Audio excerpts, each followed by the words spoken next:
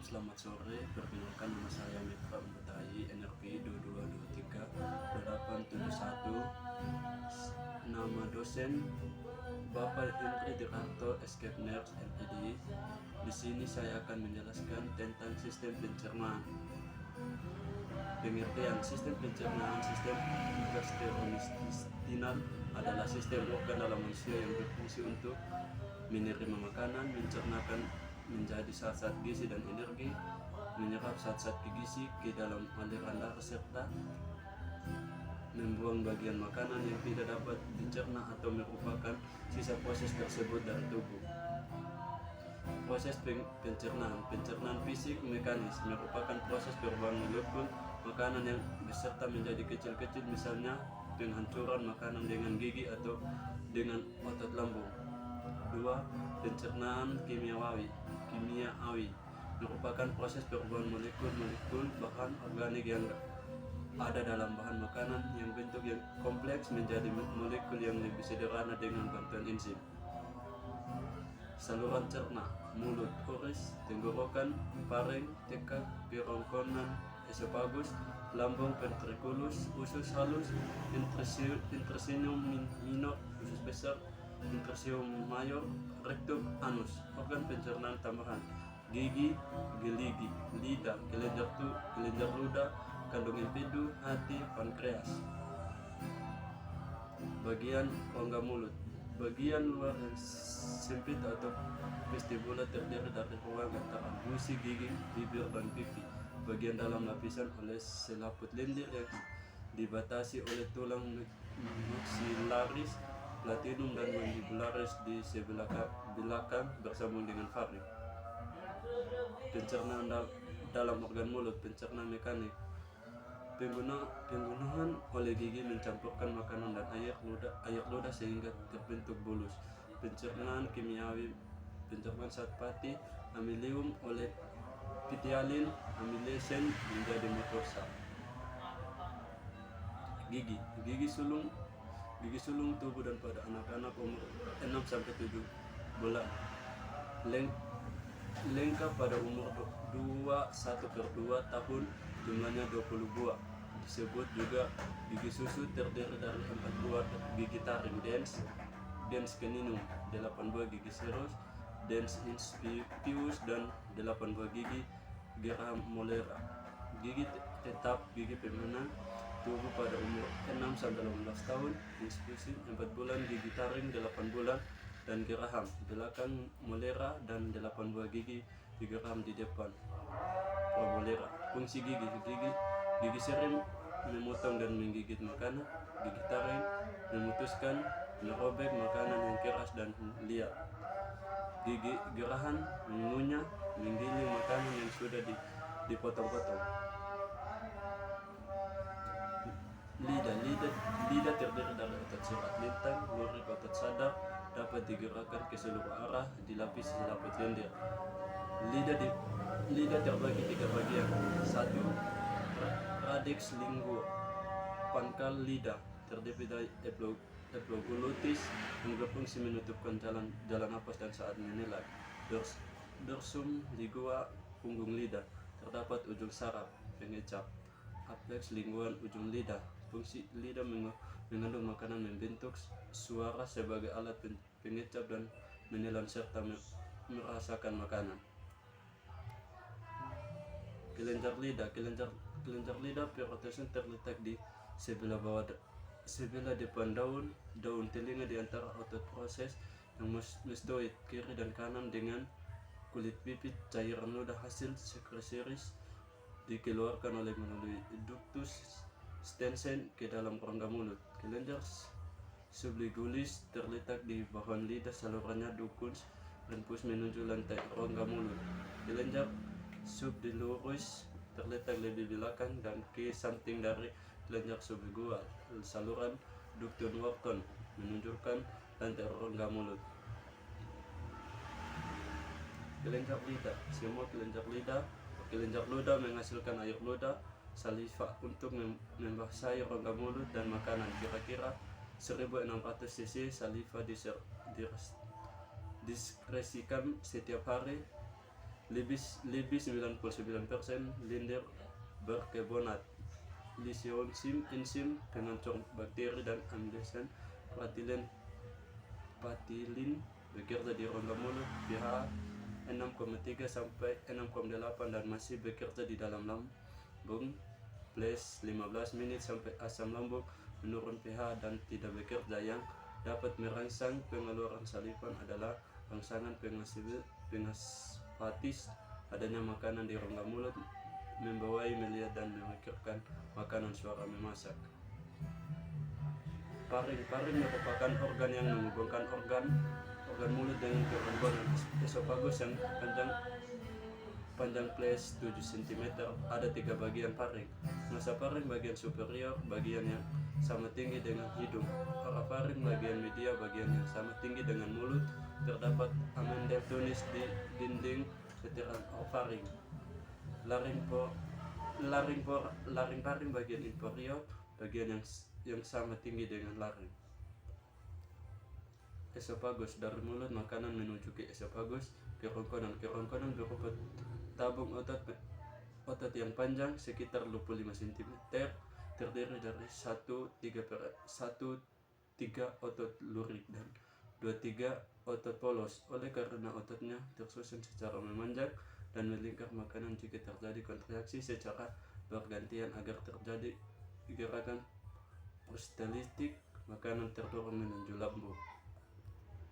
Gaster lambung. Lambung merupakan organ otot berongga yang besar, letak di bawah diafragma di depan pankreas dan limfa agak ke sebelah kiri. Kapasitas lambung 1-2 liter. Lapisan lambung terdiri dari keluar 1. Selaput lendir pada keadaan kosong berlipat-lipat disebut juga ruge. Lapisan atas sirkuler musculus articularis. 3. Lapisan otot miring musculus ambigua. 4. Lapisan otot yang memanjang musculus longitudinal. 5. Lapisan jaringan ikat serosa. Bagian gaster. Fundus, bagian yang menonjol ke atas korpus badan. Antroium pylorus membentuk sphincter pylorus. Kurva turun menurun di sisi kanan lambung. Kurva turun mayor di sisi kiri lambung lebih panjang dari curvatura minor ostium cardia. Fungsi lambung. Mikoris, menampung makanan yang menghancurkan, yang menghaluskan makanan oleh pastikan lambung dengan geta lambung. Sekretasi enzim pencernaan. Enzim pepsin memecahkan protein asam amino di albuminium dan peption. Enzim rein membentuk protein susu. Klasian HCl berfungsi mengemaskan makanan. Desbiketan merangsang kekeluaran hormon sekretan yang merangsang pankreas yang mengeluarkan sekitarnya, mengaktifkan pepsiden yang pepsin.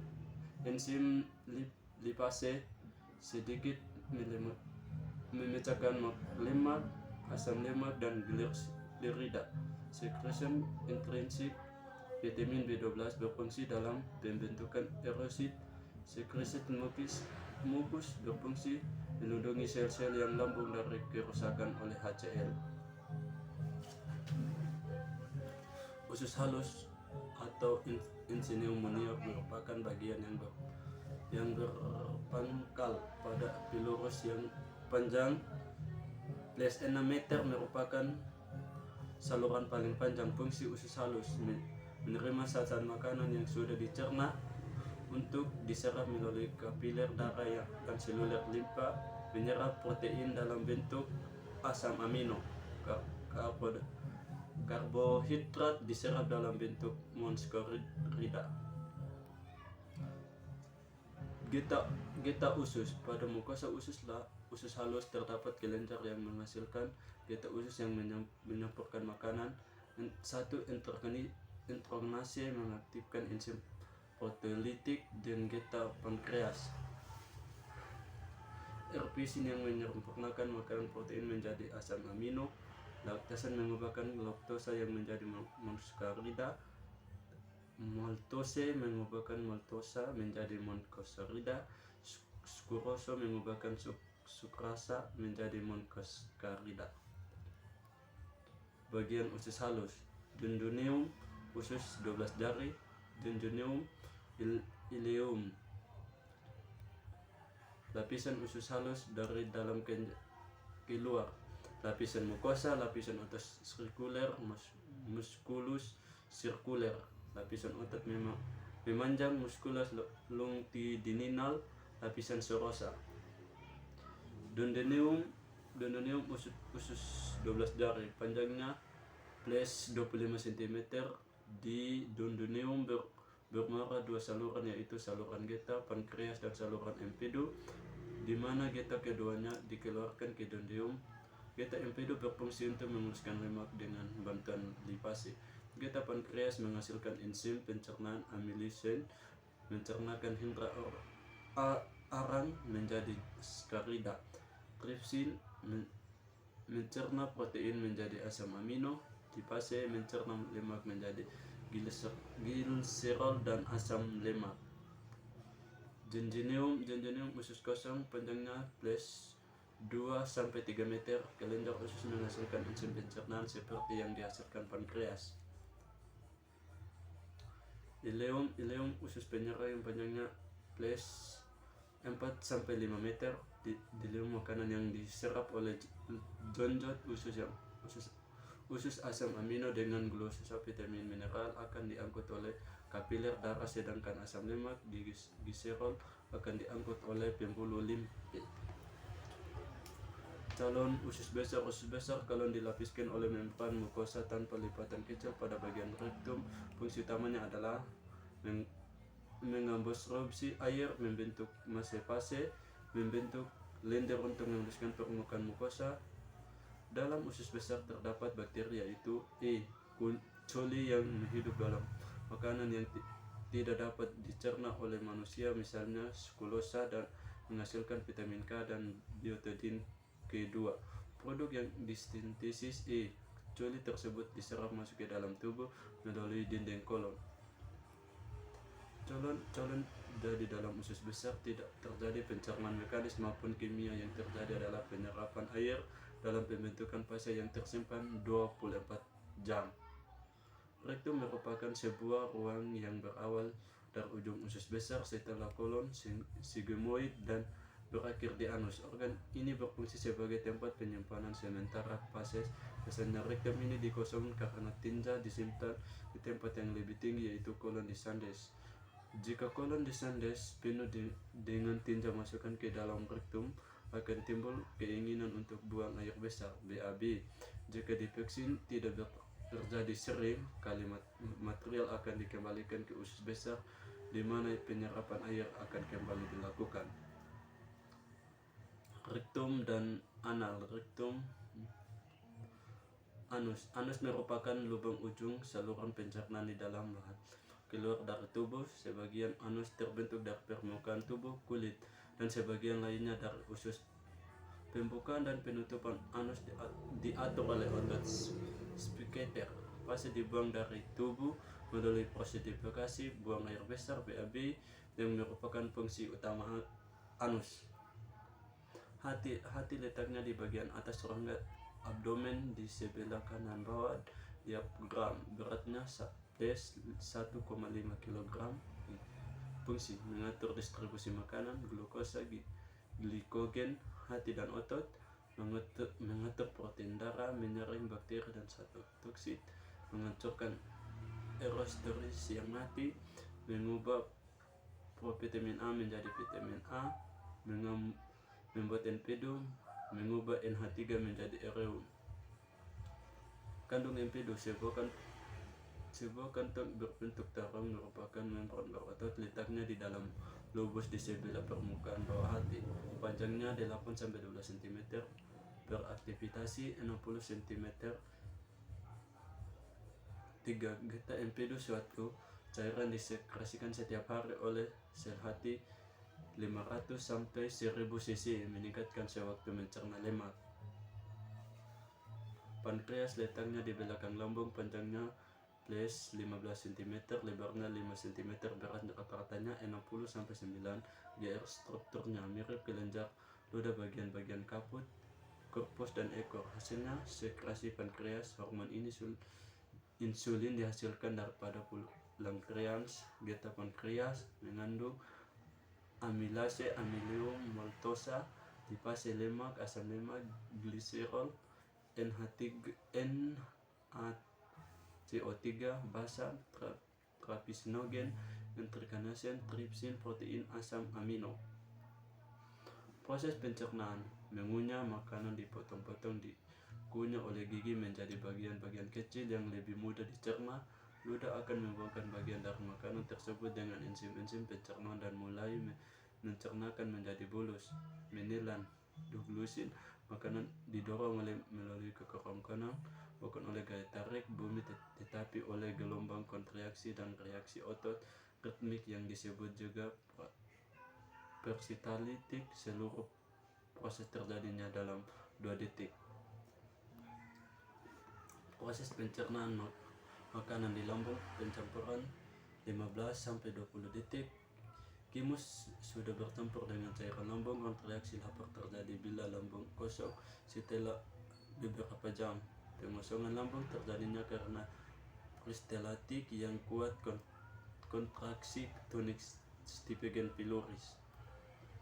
Proses pencernaan: gerakan usus halus dan kolon. Pergerakan lambat saat mencampurkan dan mengandung 8-15 jam untuk mendorong kimus dari katup lesekal sampai ke kolon transperserium. Dipermudahkan relaksasi gastrolik dan benih. Hastural kuntrik, gerakan mencampurkan untuk membantu mengabsorpsi air 2,5 L air. Distribusi dalam 24 jam berlangsung selama 5 menit. Colon prostilitik, kelompok mencampurkan yang lambat oleh otot longitudinal dan otot sirkuler mendorong cm ke colon. Proses pencernaan sekresi saluran cerna. Eliminasi fekal adalah sampah produk pencernaan tubuh dengan hasil fase defekasi dalam keluarnya fase dari anus dan rektum. Kelenjar pencernaan organ: kelenjar ludah, lambung, pankreas, usus halus, hati. Enzim: amilase, vitalin, renin, pepsin, amilase, tripsin, lipsin, nuklase, maltase, takse, sekrase, erepsin. Mengubah tepung KH, susu, protein, tepung amilium, protein dan faktor lemak, asam nukleat, maltosa, laktosa, sukrosa, pepton. Hasilnya diskarida, maltosa, glukosin, pepton, protosa, malton, peption dan asam amino, asam lemak dan gliserol, gula dan basa, nitrogen, glukosa, glukosa dan fruktosa, asam amino, sabun emulsi lemak. Terima kasih.